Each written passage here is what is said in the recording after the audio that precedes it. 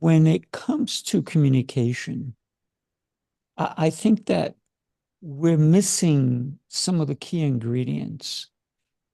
But imagine if everyone could communicate better. We would have less fights, we would have less arguments. There's nothing wrong with having an opinion.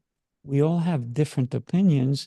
You may want to, eat this type of food, and I may want to eat this type of food. Yet we don't have to fight about it if we're going to go out for lunch or dinner, right? You can say, "Well, I'm going to suggest this." Well, I don't like that kind of food. I'm going to suggest this. You're like, "I don't like that kind of food."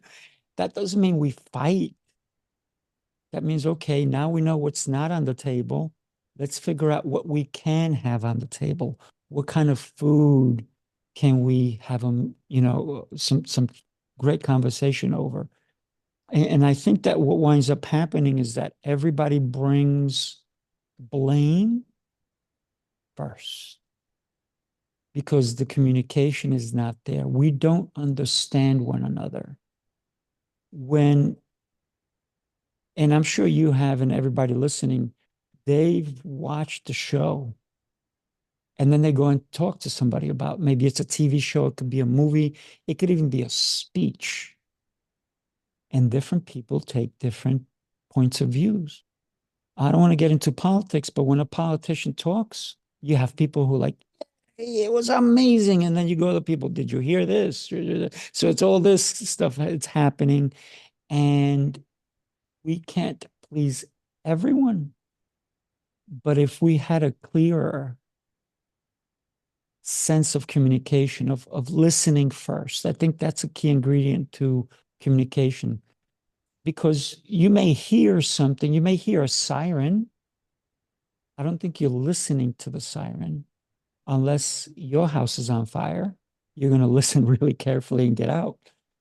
But a lot of people are so used to hearing that they tune someone out instead of taking the time to try to understand. Mhm.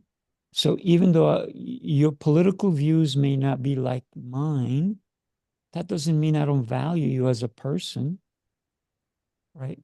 So that's why communication for me is the one that's really chasing me, because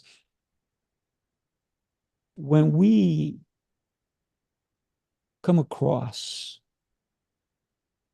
as knowledgeable and heartfelt, it changes the dynamic as somebody who comes, who's crass, who doesn't care about people, and who just is looking for money. And you can tell that. And that's why car salesmen have gotten a bad rap, because the good ones don't have a bad rap. You know what they have? Clients, repeat clients. When you walk into a sales showroom, you know you're there to buy something. It doesn't matter if you're buying a sink, if you're buying whatever it is, right? It also depends on the type of showroom you walk into.